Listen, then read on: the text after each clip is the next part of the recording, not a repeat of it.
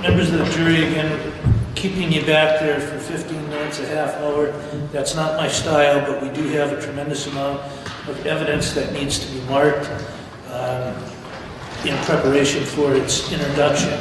In the future, I'm going to ask the attorneys if they have evidence that needs to be marked, and I will take that into consideration when I tell you when to come back. All right, thank you. Your Honor, people call Laura Frizzo. Do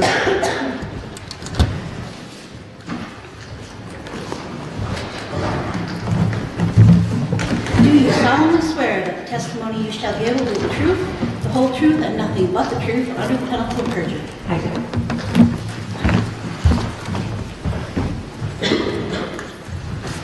Please state your name Laura Frizzo. and what is your occupation?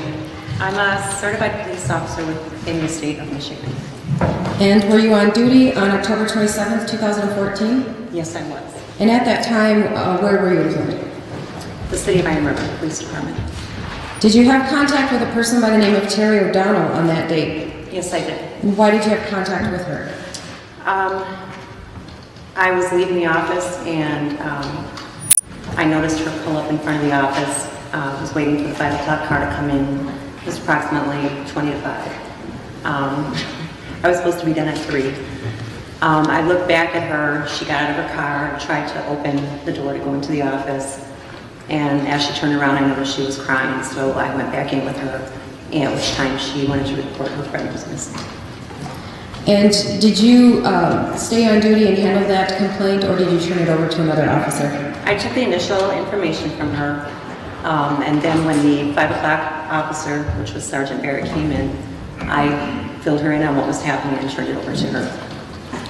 What calls, if any, did you make with respect to that complaint that evening? Well, Terry O'Donnell had told me that her friend Chris Regan was missing, and filled me in on the circumstances last time she saw him, that she had been to his apartment. In asking her who his friends might be, who he might be with, where he worked, she had told me that he was working at Oldenburg. So when I left on my way home, I drove past the park and ride. I took note of his car, and I made a phone call to Laura Sartori because she's administration at Oldenburg's. So after you spoke with Laura Sartori, at some point in time, did you receive a call from Sergeant Barrett? Actually, I spoke to Adam Scavo after I spoke to Laura Sartori.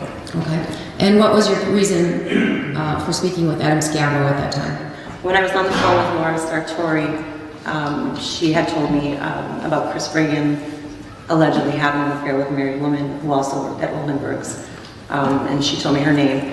And then she reminded me of a call she had made to me at the end of September, in which she wanted to have somebody check on Kelly Cochran's well-being because of some threats that she had told Laura her husband made against her, and that she hadn't shown up for work. And Laura reminded me of that call. And at the time she called me to do that well-being check, it was out of my jurisdiction. It was in the city of Caspian. So I called, Adam Scavo was actually the deputy working when I called the sheriff's department to handle that well-being check.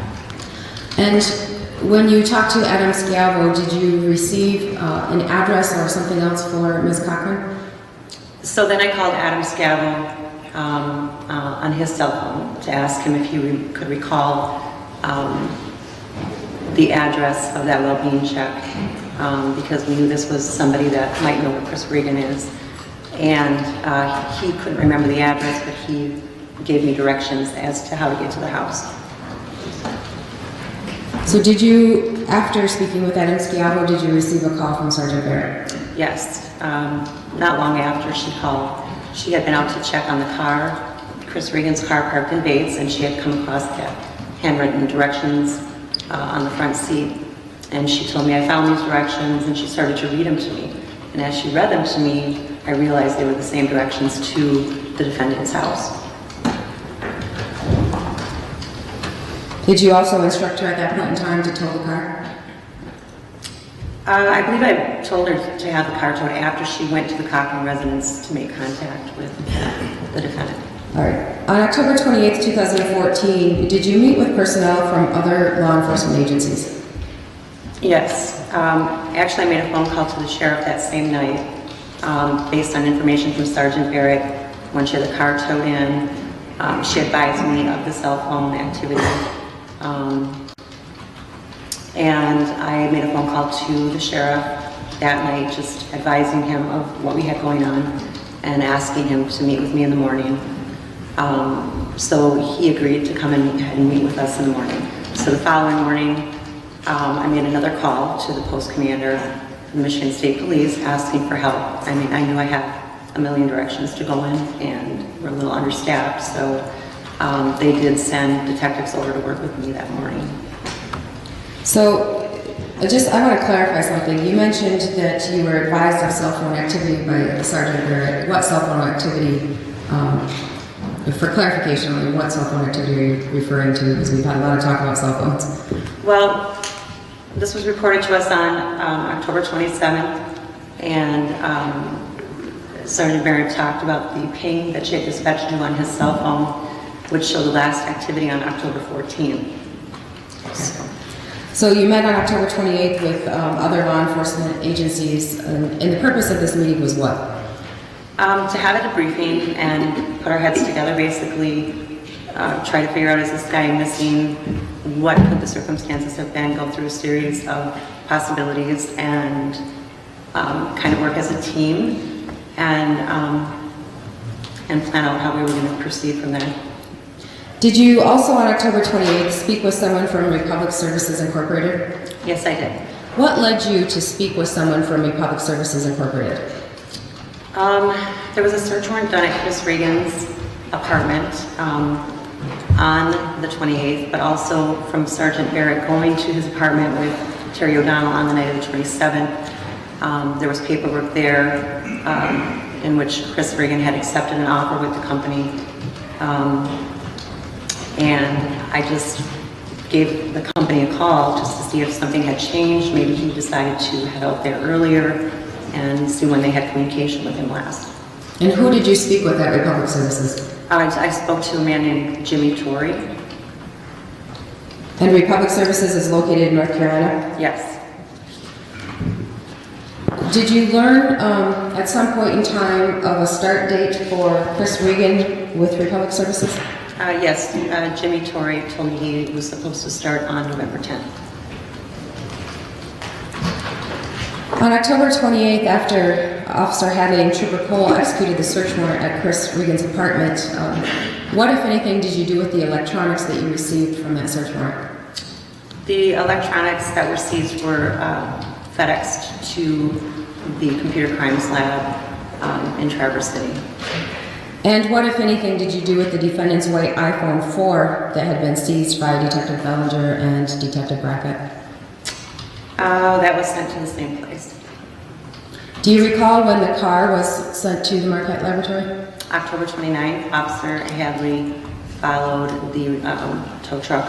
They actually had it up on a flatbed to transport it to the Marquette lab. Now, still on October 28th, was there someone that you talked to in the health profession?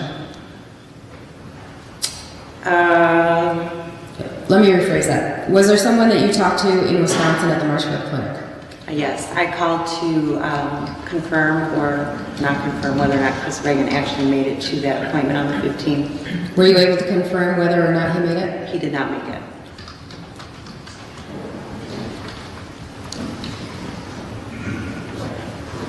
On that date, is that the same date that you received the iPhone 4 from Detectives Brackett and Bellinger? Yes.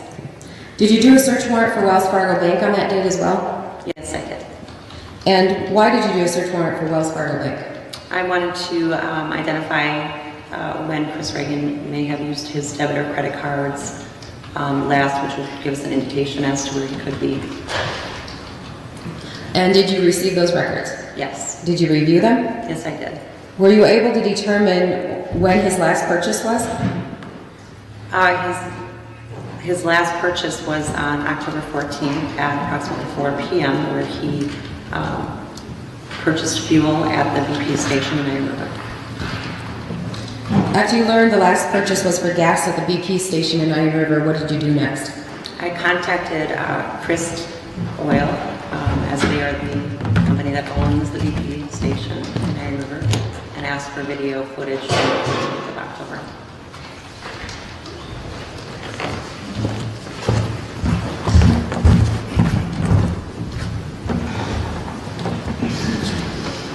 Did you obtain the video? Yes, I did. And did you review the video? Yes, I did. And what, if anything, did you observe in the video? I observed Chris Reagan pull into the gas station and fuel his vehicle at the pump. And Your Honor, for the record, I have joint exhibit number 57, which is the surveillance tape from the BP gas station. 57 will be received. And we do have a clip.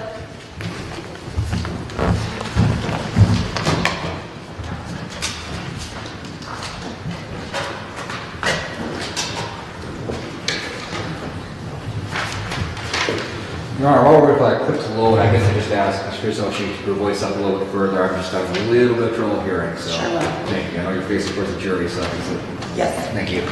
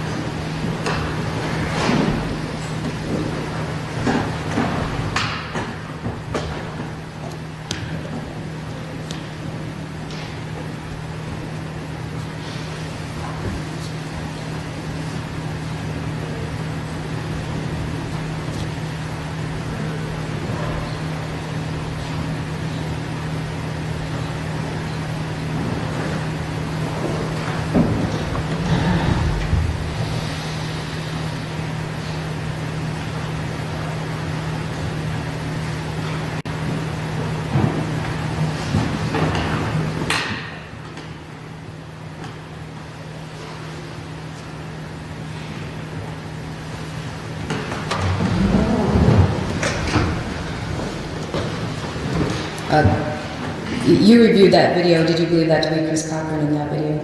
Chris Regan? Or Chris Regan, I'm sorry. Was that the last known video footage of Chris Regan that you were able to find? Yes.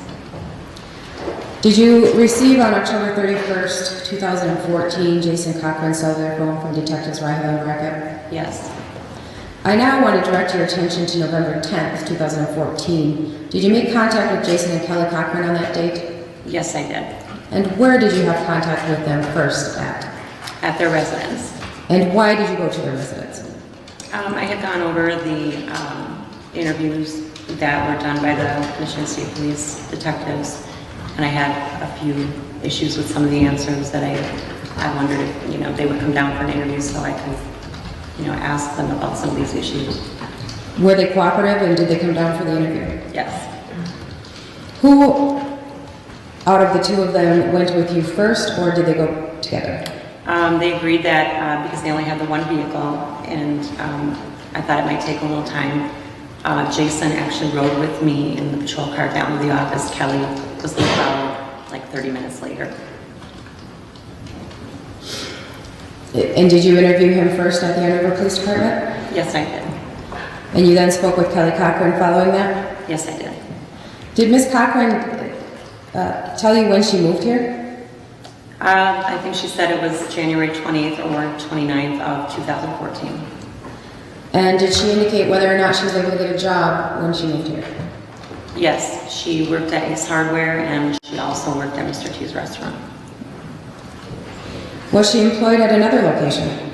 Yes, she got a job at Oldenburg. I believe her start date there was May 27th, 2014.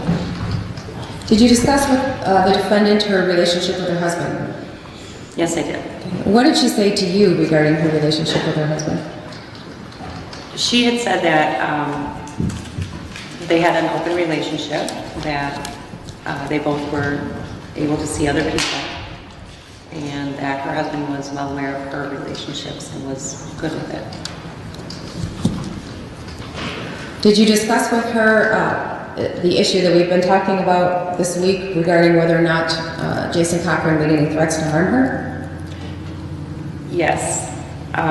We discussed the information that I had gotten from Laura Sartori regarding threats that she had made, or that she had volunteered to her while she was working there, and she denied that Jason has ever been threatening to her, only to himself, that he was suicidal.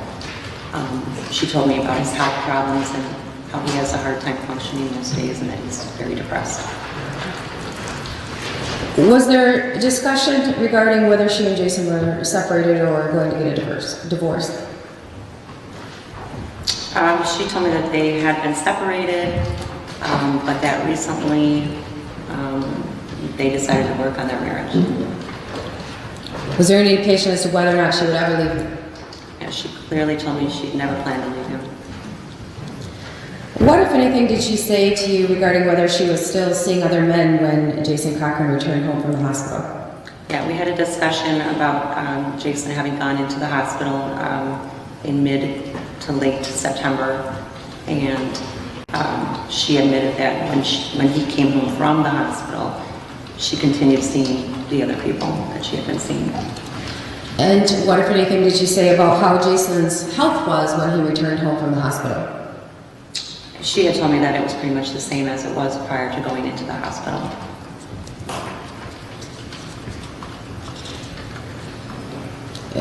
With respect to his health, what about his mental health? She said that at the time when he got out, he was doing better. He was taking medication and he was really sleeping a lot. Where, if she told you, was the last place she saw Chris Regan? At his apartment. And did she say what day that occurred? October 14th, 2014. What, if anything, did she say they were doing that evening? She said that she brought dinner over to him and they ate, and that she had left, and because he had to get up early in the morning to go have his physical done in Marshville. Were any time frames given by her at this time? Yes, she said she arrived at his apartment at approximately 4:30 p.m. Was there something about her statement regarding the events the evening of October 14th that you found to be odd? Yes, I had done search warrants. The day that the detectives did the interviews with the Cochrans, I was preparing search warrants. And I did receive Verizon search warrant records and was able to look at those records and compare to the contact with Chris Brigham. I also had received Jason Cochran's cell phone records from AT&T, and upon viewing those records, determined that there was communication between Jason Cochran's phone and Chris Brigam's phone during the time she claimed to be at his apartment. Was any body camera of the apartment viewed by you prior to interviewing Kelly Cochran? Yes. Was there anything in the body camera that you thought, compared with her statement, was suspicious? Yes. A couple of things. There was no evidence in the apartment of any lasagna dinner having been made there. The garbage certainly didn't show any evidence of it, and there were definitely items in the garbage from previous meals that he had. She claimed that she actually made garlic bread in a frying pan on top of the stove and described to me how she did that. But she had no knowledge of this big box that was in front of the stove. And clearly she couldn't have stood at the stove to do that with that box there. When you interviewed her on November 10th, 2014, was there any discussion about whether or not she stayed to assist Chris Regan with the dishes? And originally she claimed that she did the dishes before she left, but there was a sink full of dishes there as well. Did you have any discussion with her regarding text messages to Chris Regan from Jason Cochran's phone? Yes. I had looked at the records, and I looked at the records on the 13th of October as well, and saw there was communication between Kelly Cochran's phone and Chris Regan's phone on the 13th. At this time, the extraction hadn't been done on Kelly's phone, so I didn't know what any of the messages said. I just knew there was communication. On the 14th, I noted that Chris Regan actually sent a text message from his phone to Kelly Cochran's phone at approximately 3:57 p.m., probably around the time he went to get gas at the BP. But she didn't answer him. And then there was a message from Jason Cochran's phone to Chris Regan's phone at approximately 4:30 p.m., in which Chris Regan responded back to it. Then there was a phone call from Chris Regan's phone to Jason Cochran's phone, and it was approximately a 7-minute phone call. And then one final text message from Chris Regan's phone to Jason Cochran's phone at approximately 5:25 p.m. What, if anything, did she say about the contact or communication between Chris Regan's phone and Jason Cochran's phone? I asked her why her husband would be communicating with Chris Regan, and she said that he wouldn't be, that if anyone was using or texting from that phone to Chris, it would be her.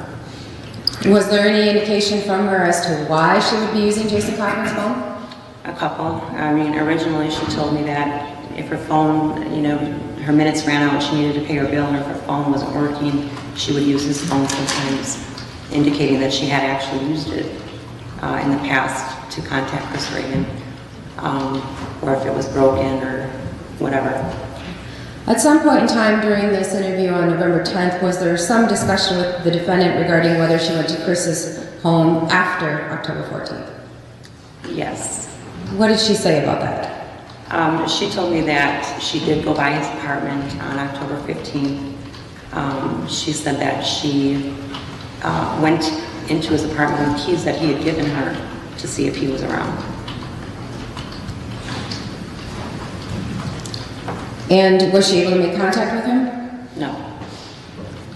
What, if anything, did she say about the vehicles that Chris Regan owned? She said that the car and the truck were both at the apartment building at that time. And where, if you know, did she park when she went to Chris Regan's apartment that day?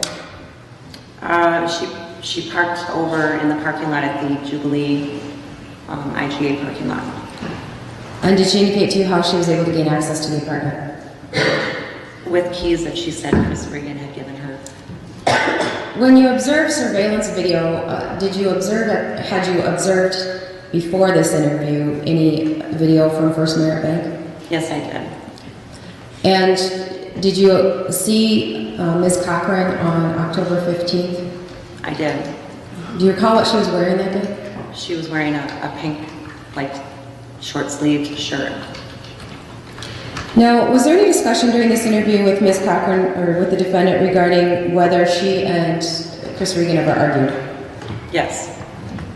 And what did she say? It was just like we were having a discussion about her relationship with Chris Regan.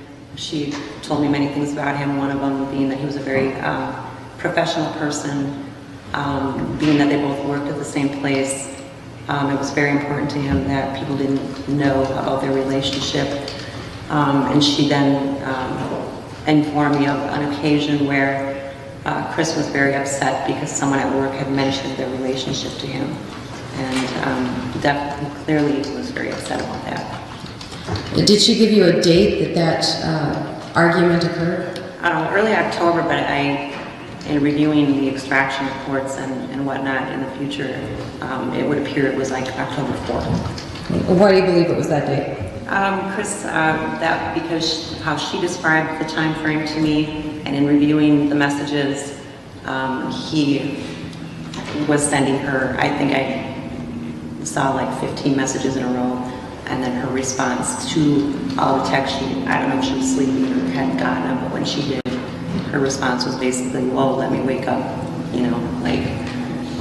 And that information was from the timeline that's already been admitted into evidence from the extraction report? Yes. Just for the record, Your Honor, that's exhibit number 26.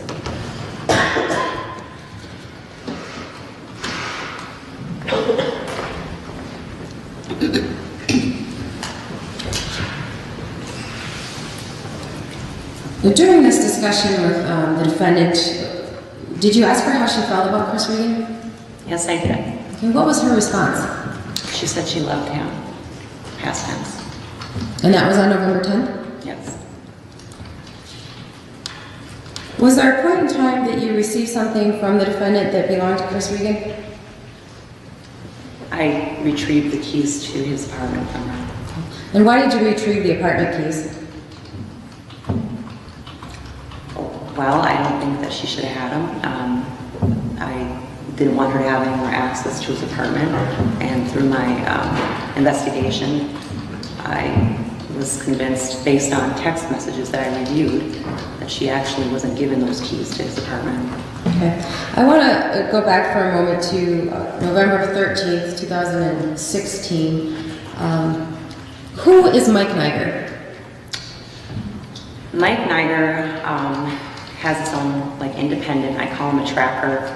I can't even tell you what the lengthy description of his organization is called. It's shortened for it's MISBAR. He contacted me probably a week or so into the investigation and explained to me that he is a retired from the Michigan State Police. He said that he had spent the last 10 years of his career working in the forensic lab as the head of the lab. He explained to me that since his retirement, he goes and tries to help people with cold case files. I call him a tracker because he's very rehearsed in how to find, like, human remains, if they'd be out there, what to look for. He contacted me, offered his help, gave me the name of somebody who would be a good reference for him, and that person was District 8 Commander Captain John Helen from Nagani. So I did contact him for a reference and got a very high reference from him. Did you have Mr. Niger assist you during this investigation with various things? Yes. And Mr. Niger's organization, does that offer its services free of charge? Free of charge. So on November 13th, did you and Mr. Niger go view the Hyundai Genesis again? Yes, we did. Okay, and what was the purpose of going and looking at the Hyundai Genesis again? Well, I had not seen the car personally. There were things that I wanted to make sure that were collected before the car was returned to the car company, because it was a leased vehicle. And I know that the company wanted the vehicle back, so we went there to make sure. And because of his expertise in collection of evidence, I figured he would be able to guide me in collecting anything I needed. So when you went, where was the car located when you viewed it? It was securely held at Northland Service in Airport. Did you and Mr. Niger travel to Northland together? We did. And when you viewed the car, was there anything of interest that you thought you should take from the car? There was a hat, a knit hat, at this time laying on the back seat.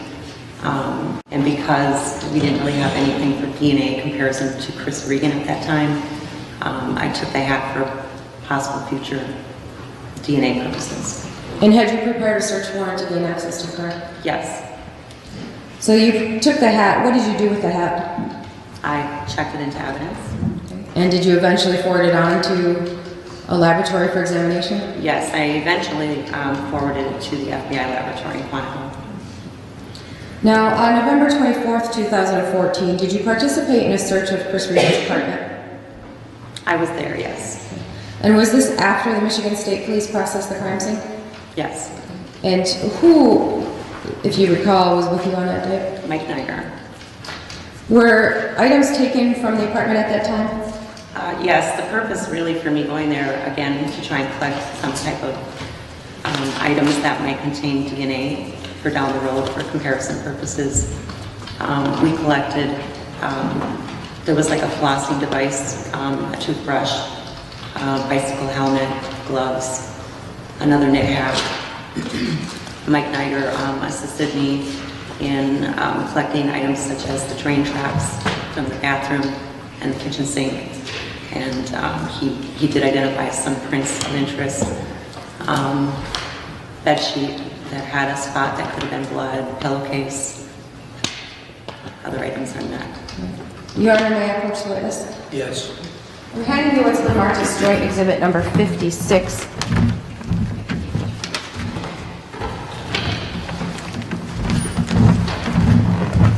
Do you recognize that item? Yes, Okay, what is that item? this is the red folder from Chris Regan's apartment. If you remember in the body cam video from when Sergeant Barrett went into the apartment with Terry O'Donnell on the 27th, she talked about this folder. She said when she walked in, it was laying on the floor by the door. Chief Brizzo, I'm sorry. They actually did not see the body cam video, but I believe Ms. O'Donnell testified to this. Oh, I'm sorry. I saw it too many times. The red folder was picked up by Ms. O'Donnell because when she walked into his apartment, it was lying on the floor and she placed it on the kitchen table. So I retrieved it when I went in there on the 24th because it appeared to have a partial footwear impression on it. Could you remove it from the folder and show the jury what you're talking about?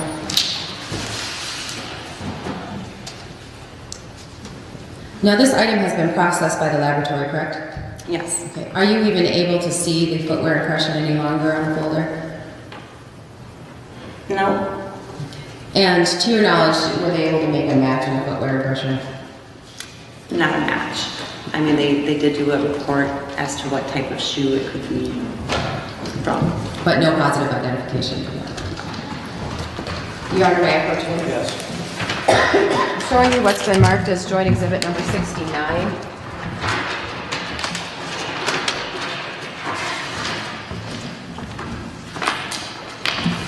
Do you recognize that item? Yes. And what is that item?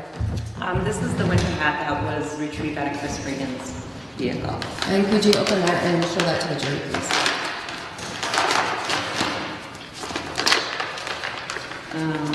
This one.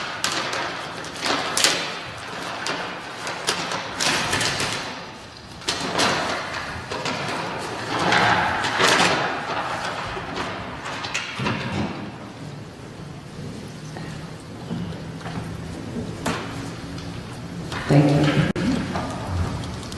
Now, also on that date, you did take a floss pick as well, correct? Yes. And that's what you used or sent to the laboratory for DNA? Yes.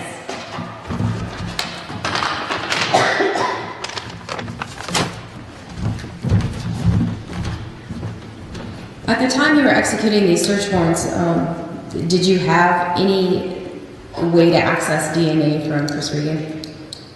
Not at that time. Just the items in the apartment, is that correct? Yes. So, I want to direct your attention now to November 28th, 2014. Did you receive Apple iCloud backup files for Chris Regan's computer? Yes. Okay. Who did you receive those files for? Or from, I'm sorry. From Apple. Okay, and were those forwarded to you digitally via email? Yes. And did you forward those on to Detective Sergeant Wes Smith via email? Yes, I did. In December or January of 2014, 2015, at some point in time, did you have contact with Chris Regan's children? I had contact with Chris Jr. on October 28th. He had received calls from Sergeant Barrett. She left messages, or a message, and he actually called on the 28th, and I spoke to him on that day. And what was the reason for your communications with Chris Regan Jr.? Well, I was wondering if, when the last time he'd spoken to his dad, maybe he could tell me where he might be or who he could be with. And was he able to do that? No, he said himself that he had been trying to contact him, wasn't able to make contact. And did you have like actual in-person contact with Chris Regan at some point in time in December or January? In January, early January. Okay, and where did that occur? I first had contact with him at my office. I asked him if he would be willing to give me a DNA sample so that I could at least get something entered into the national database for missing persons. And did he agree to do that? Yes, Who collected his sample? I did. And was that forwarded on to any laboratory, or did you end up retaining that sample? I forwarded it to the FBI, the National Missing Persons Center, with the paperwork to enter into the system. Now, did you receive some items of evidence from the Michigan State Police, specifically some phone extractions in December 2014? Yes. And Your Honor, I don't believe these were, the entire extractions may or may not have been admitted previously. We're going to go ahead and do it now so that we're sure that they're in evidence.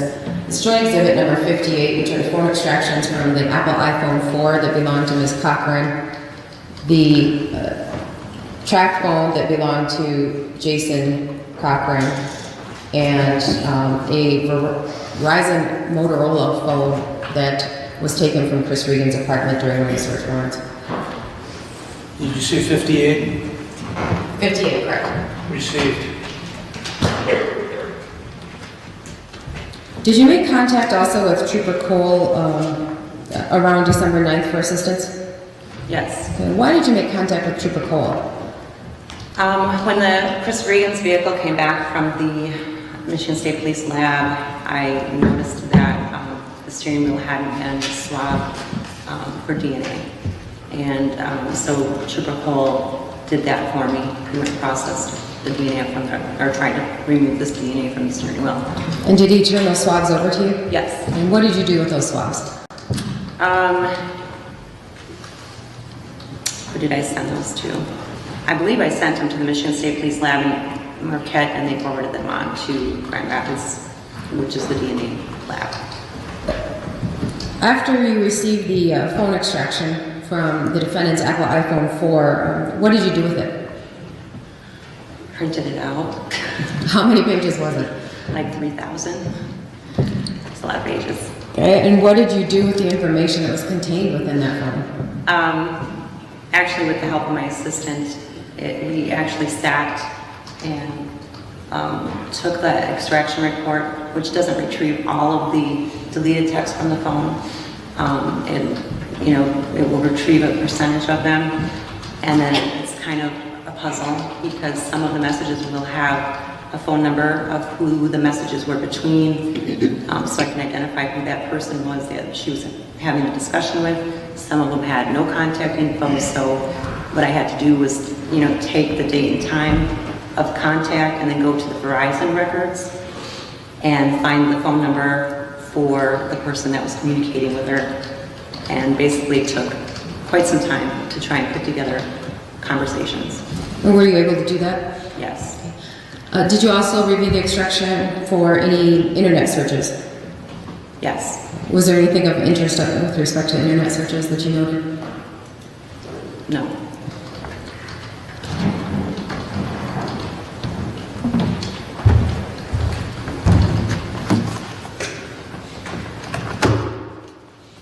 I'm going to show you what's been marked as joint exhibit number 26.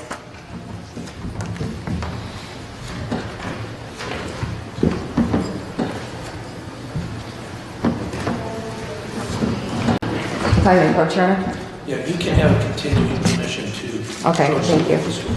And I want to direct your attention to page, first of all, I'm going to ask you what joint exhibit number 26 is. This is part of Kelly Cochran's phone extraction report. Is it a timeline of the activity, incoming, outgoing calls, incoming, outgoing messages? I think this is pretty much just text messages. Yeah. Okay. I want to direct you to page 131 and the communications between the defendant and Chris Regan on October 13th, 2014. Could you read those communications for the jury, please? Yes.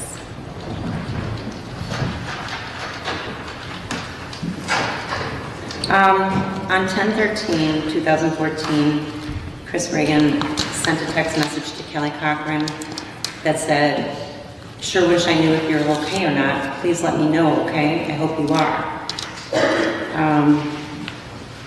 And then she responded to him by saying, "OMG, don't hate me, lost contacts. I did get you a gift on my trip." And then she said, "I was going to stop at your place, but figured you wouldn't hear me knock." He said, "Come over tonight. Got some juicy gossip to share," with a smiley face. She then said, "Can't give you your gift till tomorrow. Tomorrow better?" And then he says, "I thought you fell off the earth. I would not have heard. I sleep sound now." And then he said, "Okay, how come?" And she said, "I have been a bit sick and crabby, that's why." And he said, "So I am sick too. You could use a hug and some kind words. See you at 5. She then said, "I feel like my head is in a vice." He said, "Poor girl, maybe you will feel a little better tomorrow. Sound better?" She said, "I'm hoping. This sucks. You okay?" And he said, "I'll survive. Glad to get the cold thing over." And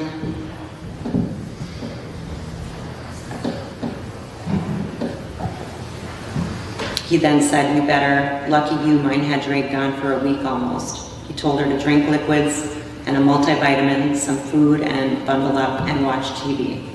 She said, "I always take multivitamins and drink lots." "Oh, you meant water, huh? I'll try that. And TV makes me lazy, so I can't do that." He said, "That's the idea, dork, rest." She said, "I'm trying, that's not easy for me." He said, "Good night." She said, "Sleep well, see you tomorrow." He said, "I can't wait, I've missed you. Sorry to be so cheesy." I think I want to back you up there because I'm following along, and I think that he said good night, or she said good night, and his response was sleep well, see you tomorrow. Is that correct? Yes, that is correct. Okay. And she said, "I can't wait, I've missed you. Sorry to be so cheesy." Yes, and he said, "It has been a long time, at least it seems. I can't wait either," smiling. Was there any communication from your review of the records between Jason Cochran and Chris Regan on October 13th, 2014? No. And we've already discussed the communications from the 14th between them.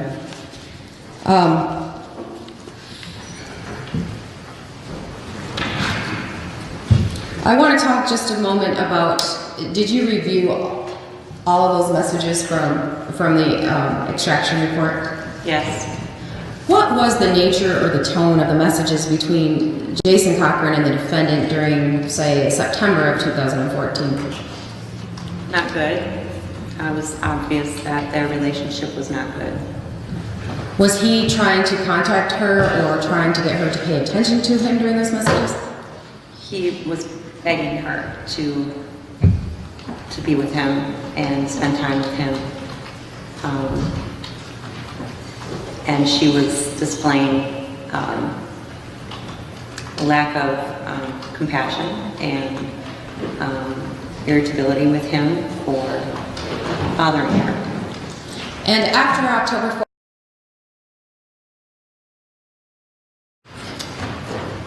It's like they were madly in love.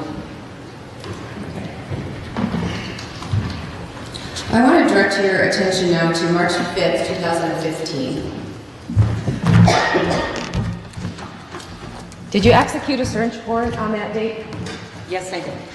Where was that warrant executed at? At the defendant's residence. And who, if anyone, assisted you with that warrant? I had deputies, troopers, and then the crime lab personnel came down from Marquette. And were Kelly and Jason Cochran home when you decided to execute that warrant? Yes. Was that the first contact that you had with Kelly Cochran that day when you went to execute that warrant? No, it wasn't. When was the first contact you had with her that day? I had gone to see Kelly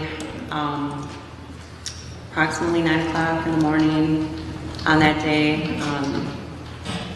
I had a couple of items that I wanted her to take a look at that I thought might be Chris Reagan's, and asked her if she would be willing to take a look at those items.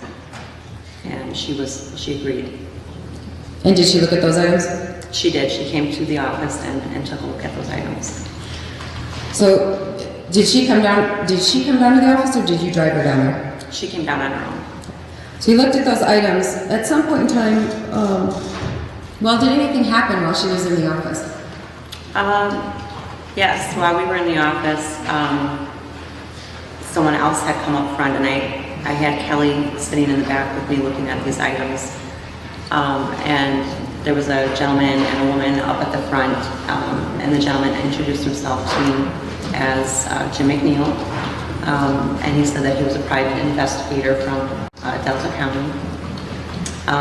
He basically came there to let me know that he was retained by somebody, and that he was going to be making contact or attempting to make contact with the defendant and her husband. Basically, I think it was out of respect. He knew we had an investigation going on, wanted to let me know what his intentions were. And I believe he told me he had gone to the residence already and wasn't able to speak to the defendant or her husband. So I told him that she happened to be in the office, and I asked her if she'd be willing to speak with him there, which she did. So at some point in time, you went back to execute the search warrant. Do you recall approximately what time that was? I believe I arrived back at their residence around 11:15 in the morning.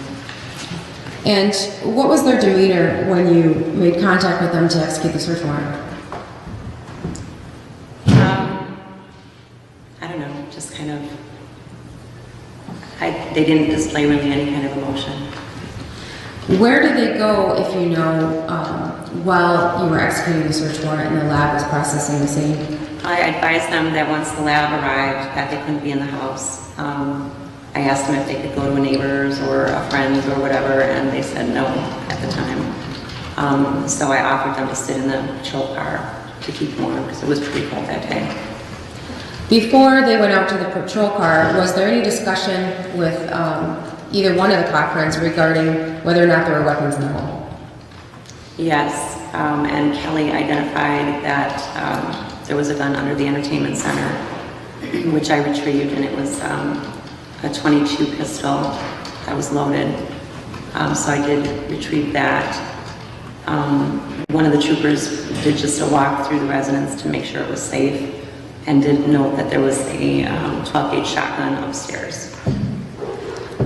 We saw in the pictures today from the crime lab a black, what appeared to be gun case leaning against the doorway in the dining room of the Cochran household. Did you also see that when you were there that day? Yes. Did you or anyone else take a look at it, do you recall? At the case, or At the case. Trooper Rosler looked at it. He's the one that identified it to me. Was there anything in the case? I can't say for certain if that's the 12 gauge that was in that case or not. While you were at the Cochran household that day, did you seize some electronics? Yes. We took both cell phones from the defendant and her husband, and their computer as well. And the cell phones you retrieved that day or seized that day, were those the cell phones that we saw in the crime labs pictures from that day? Yes, Were those both track phones? yes, And we also saw a white iPhone in one of the pictures upstairs from the crime lab today. Did you recognize that phone? yes. That was the phone that we had done the extraction from, and it did not have service to it any longer. And at some point in time, was that phone given back to the defendant? Yes, And was Jason Cochran's phone given back to the defendant? yes, And we're talking about the phones that went up for extraction in November with Wes Smith, correct? yes. So the phones that you seized on March 5th, 2015, were those new phones or the same phones? Jason Cochran's phone was the same phone. Kelly had a different phone. At some point in time, did you learn that the Cochrans had left the area? Yes. And when did you learn that?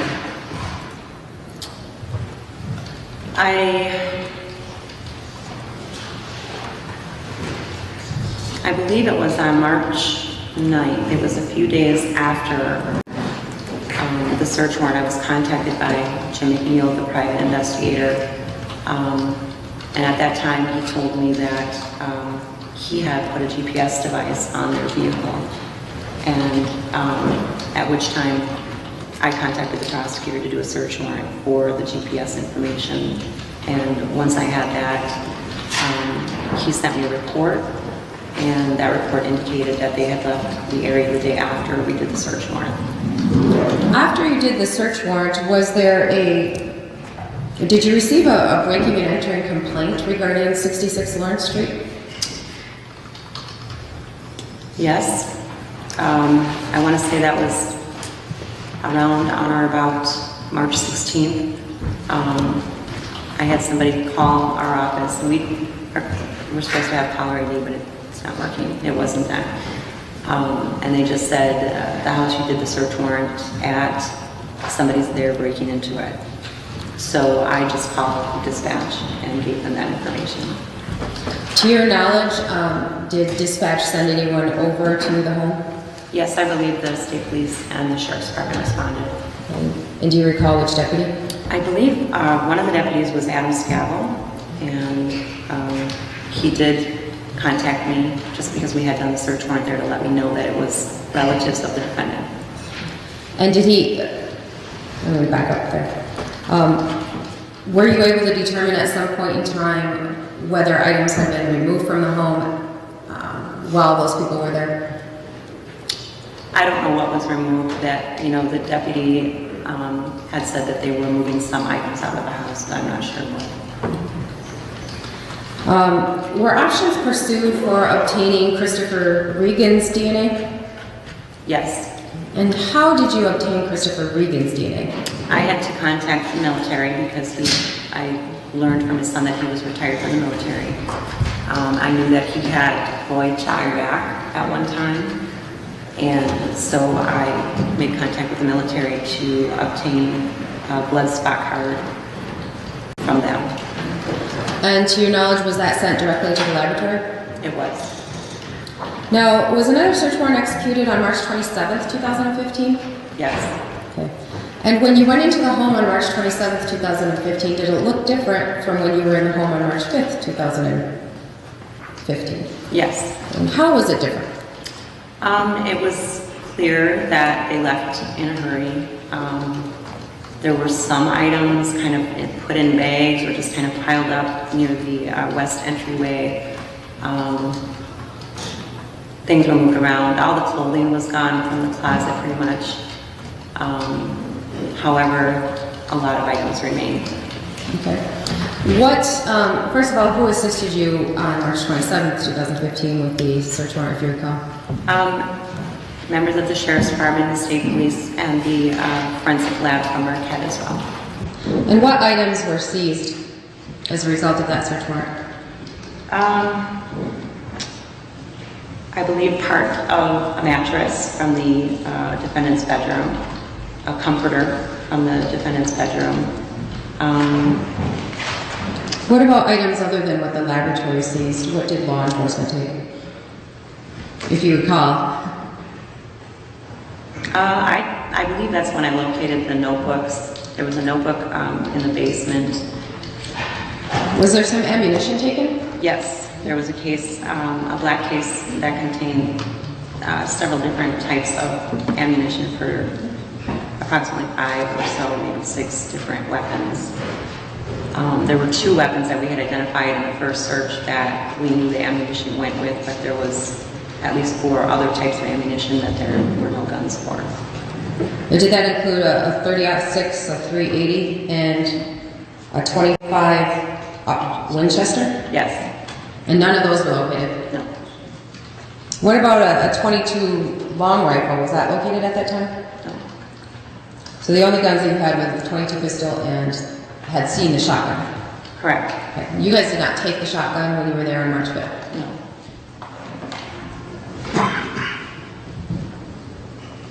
I'm going to show you what's been marked as joint exhibit number 70-A. And have you open that.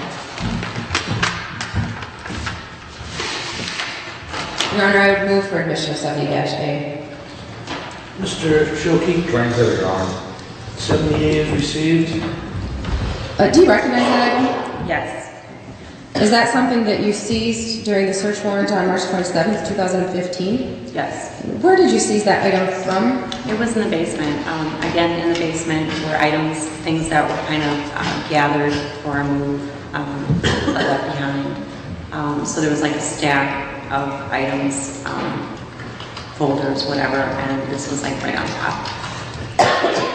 And before I ask you about the contents, at some point in time, after seizing that item, did you receive confirmation as to who wrote it? Yes. And when was that? When did I receive confirmation? Correct. July 24th, 2015. And what were you doing on July 24th, 2015? I was in Indiana collecting DNA from the defendant and her husband, And who did you receive confirmation from? Jason Cochran. And how did you receive confirmation from him? Verbally, he told me he wrote it. Could you describe this notebook for the jury, please? Well, it's just a regular notebook, and inside it's, I guess, what I referred to as a book that he was writing. Well, and let's start. I want to go right through this thing. Tell me what the first chapter of this book is and what it's titled. The first chapter is titled "Why Where Monsters Hide." And is there any other, I guess for lack of a better term, paragraphs associated with that first chapter? Well, do you want me to read it? I mean, Okay.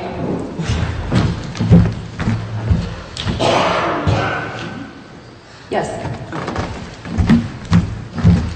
it starts out, "One cannot truly love without knowing hate. Even monsters have predators. Some monsters are born, others are made. And some have no idea they're monsters at all. What scares you most, the known or unknown? We all put on a face that we want the world to see. Evil has a scent and a look. Evil recognizes evil. Prey recognizes the smell or scent of a predator. Prisons reek of the smell of predators and prey. The predator is sometimes the prey, and the prey is sometimes the predator." And in this book, is there some parts of the book that you thought perhaps were relevant to the Cochrane case directly? Or the disappearance of Chris Regan? The final chapter. Okay, could you please read the final chapter for the jury, including the title if there is one?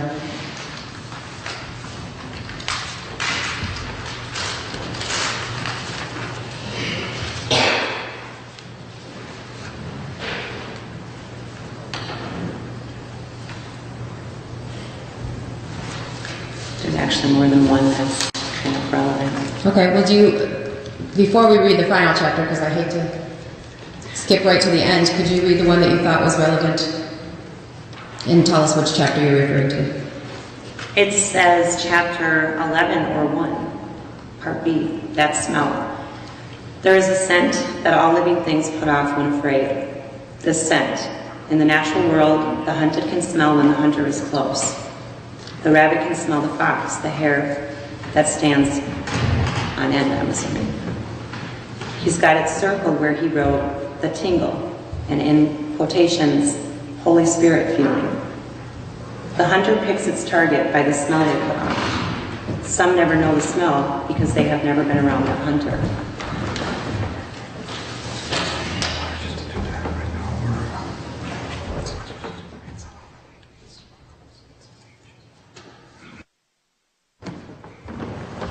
Was that the end of that chapter? Yes. Okay. Your Honor, just Mr. Schulke and I just had a brief sidebar where he indicated that it's his intent during cross-exam to have her read the entire book. So it's not very lengthy. Most of the chapters are 1 or 2 sentences, so perhaps we could go back to chapter 2. Since he's going to be doing it anyway, we could save some time and just do it once. Mr. Schulke, that's your intent? That's my intention. And again, it shouldn't take very long. Most of these are relatively, it's more of a summary of a chapter than a chapter, I'd say, or outline. Chapter 2? Did you want to make note of him calling himself or referring to himself as quack quack? Is that, was that in the chapter you just read? It's in the one I'm about to read. During your investigation, did you learn whether or not Jason Cochran had a nickname? Yes, And what was, first of all, how did you learn what his nickname was? because the defendant referred to him by this nickname, and she also had him programmed in her phone as this nickname. Okay, and what was the nickname? Quack quack. All right, so proceed with chapter 2, please. Why monsters hide? First chapter. Introduce Jason, quack quack, and show his normal life, the one the world sees. Married, no kids, always in pain, halfway to crippled, not quite middle-aged, angry at life, has own hit list. Superhero shoes. Sign over the front door. If you are not invited, you're not welcome. Enter at your own risk. And then at the bottom he's got a note that says end chapter with that smell or the tingle. In the next chapter, please. It says second chapter, first no monster. Repeated DUI driver, hit and run. Describe family life. Argumentative, beats wife, scares children, blows what little money the family has on booze and stupidity. Third chapter, embezzler. Squanders other people's money and savings just to help his own lifestyle. Many people lost their retirement by someone who never intended to help. Describe womanizer, thinks he's God's gift to humanity, lives high off the money of others. Chapter 4, child molester. Released from prison after second time in for harming children. Jail did not scare him straight, looking for another victim. I want this character stumped, tied to a tree with honey for fire ants. Chapter 5 says rapist, but it is not, there's no contents. Chapter 6 is Carnival Family of Killers. And it just says a family that works the traveling carnival while searching for their victims. Chapter 7 is titled Sex Worker, Stripper. Disease-infested home wrecker, 2 victims. Sex worker, her unknowing family, and the customer and what he brought home. Chapter 8 is the politician. Monsters come in many shapes. Chapter 9 is titled The Priest. He's got written next to it, Jehovah's Witnesses or Missionaries, Church of Latter-day Saints, and it just says one word, sacrilegion. Chapter 10 is the sadist with no content. You want me to reread chapter 11, the smell? No, that's okay. Chapter 12 is the missionaries finding evil. 14-year-old boy home alone, 4 days before Easter. Parents are at work. Missionaries arrive. Jehovah's Witness, but not really. Evil. Evil behind the rules of God or religion. Chapter 13. The DUI driver captured and pays. No other content. Chapter 14. Captured, pays. No content. Chapter 15 is untitled and no content. And this is not titled Chapter 16, it just is titled Conclusion, Quack Quacks Tingle. Monsters know the smell of other monsters the same way the hunted know the smell of their hunter. In quotations, if you're not invited, you are not welcome, enter at your own risk. It then says, wife saves the day. The cookout, a few relatives over, enjoying the day in the backyard. No one heard the car pull in the driveway, but the hunted can smell the hunter. Quack Quack excuses himself for a few. That's the end. Thank you.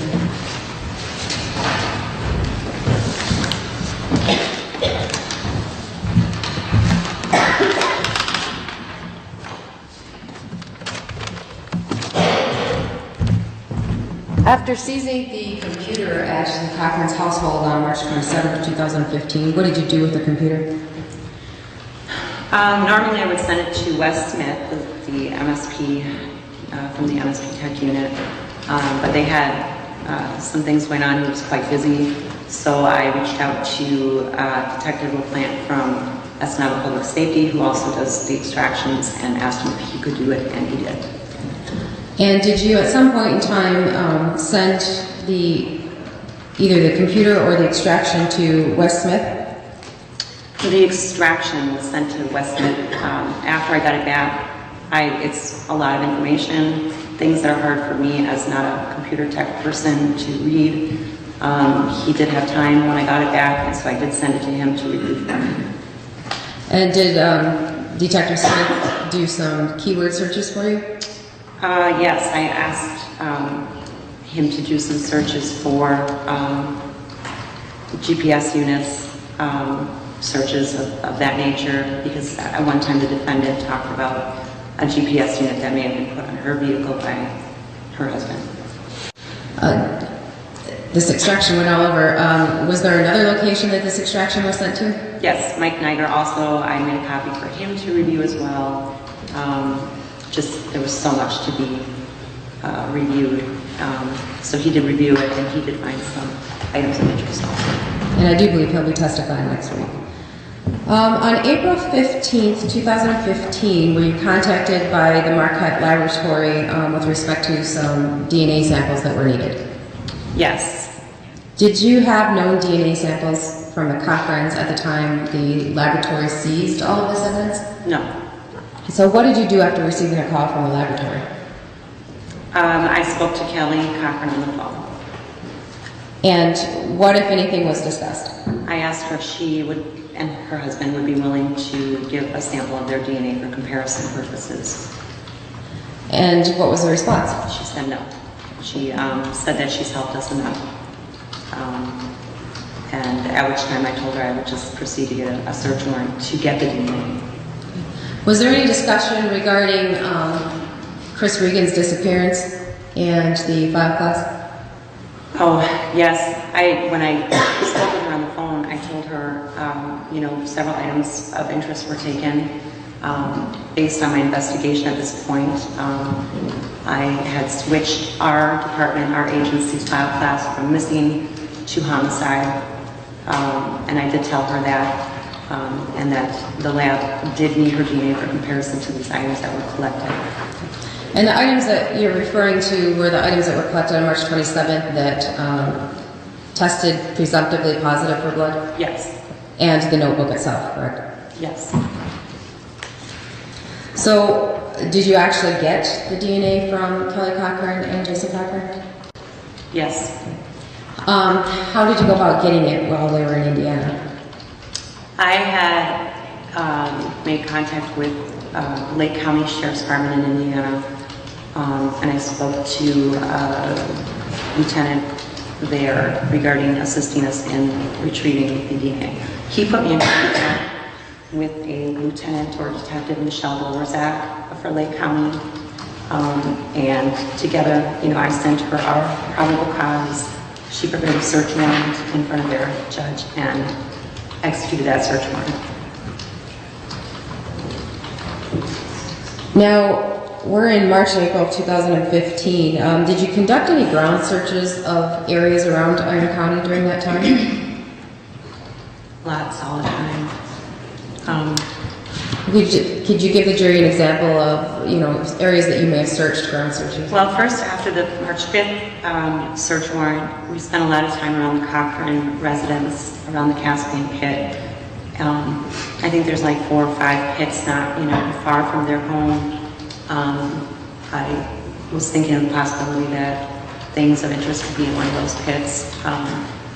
I was able to determine from my investigation that, the Cochranes hadn't lived in Iron County very long.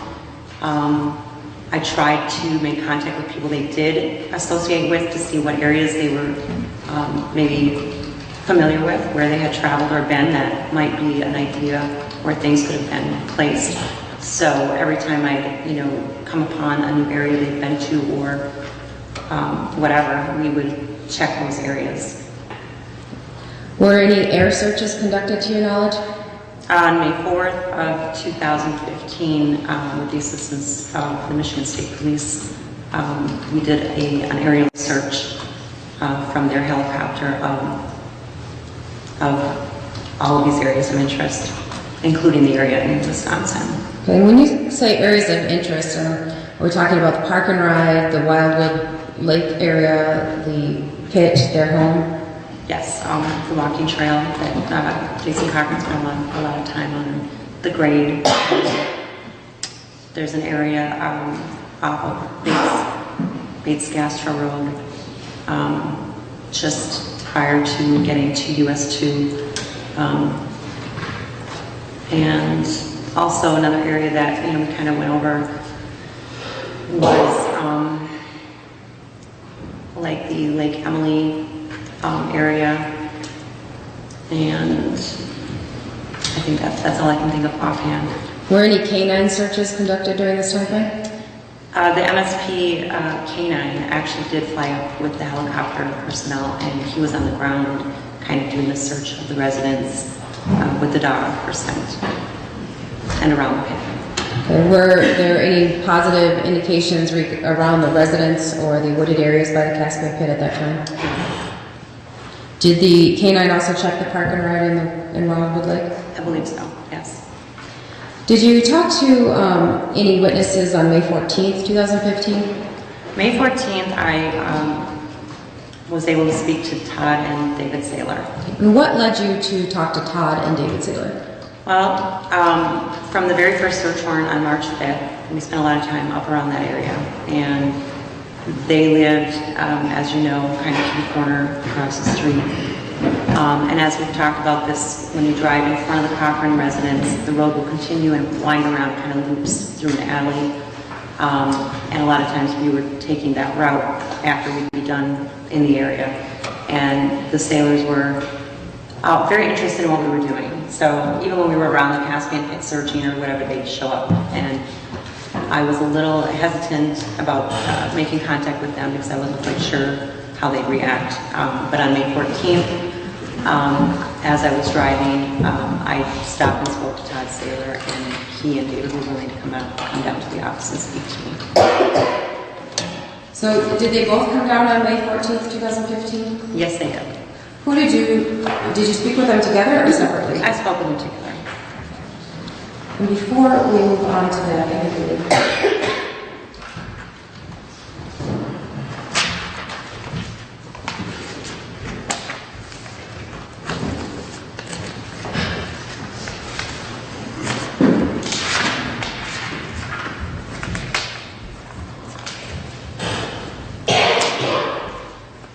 I'm going to show you what's been marked as slide number 4 of Joint Exhibit number 39. Do you recognize that view in that picture? Yes. What are we looking at in that particular picture? Well, it's a picture on the west side of Lawrence Street, facing north.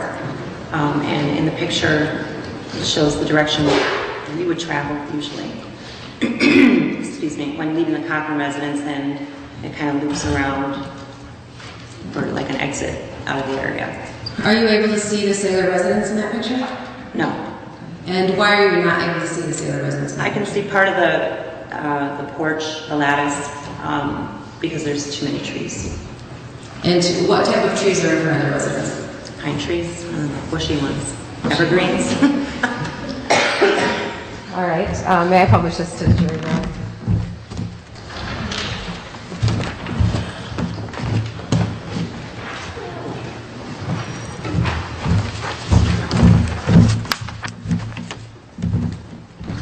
I forgot my reading glasses on the table in the witness room.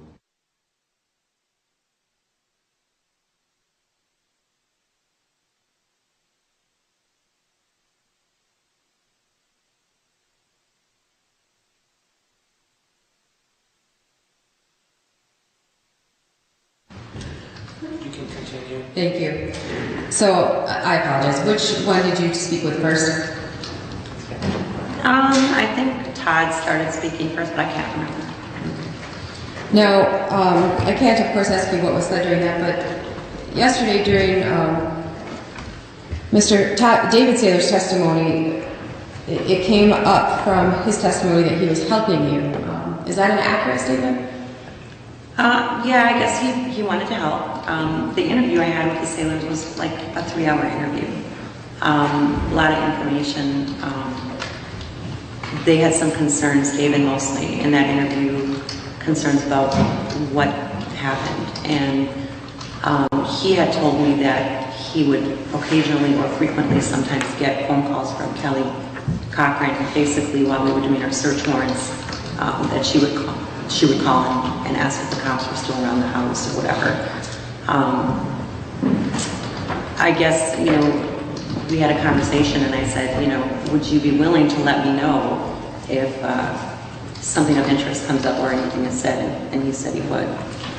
Were arrangements made with David Saylor and were arrangements made with David Saylor to attempt to record these calls?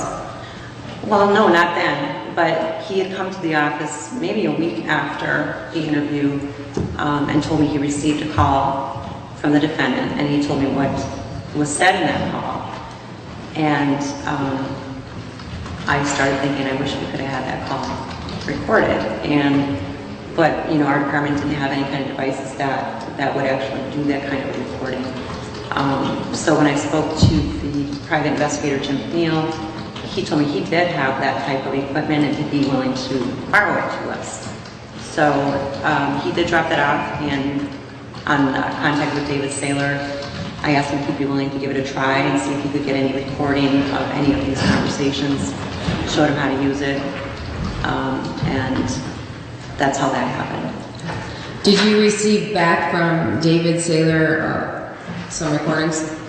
I received the recorder back when David decided he didn't want to do it, he didn't want to help anymore. He had some issues in his private life going on. And he actually had just come in when I wasn't even there and turned in the recorder. So when I did get around to, and just to note, he had told me there was nothing of significance said during any of these phone calls. I think there was like 4 phone calls on there, and he clearly didn't know how to run the equipment. So all I have is David Saylor. And so, did that have any evidential value to you? Absolutely none. So what did you do with it? Nothing. It was deleted. Okay. Were these activities with David Saylor during this time frame noted in your report? No, they weren't. But was there something in your report, though, regarding conversations with David and Todd over that time frame? Quite, yes. Yes. Now, Was another search warrant conducted again, or another search conducted again at the defendant's home on May 17th, 2015? Switching gears here, Paul. Yes, so this might be a good break time. Members of the jury, we're going to take our afternoon recess. You're excused. All rise. Do I get to be marked, Melissa? Court is in recess. Do you have things that need to be marked?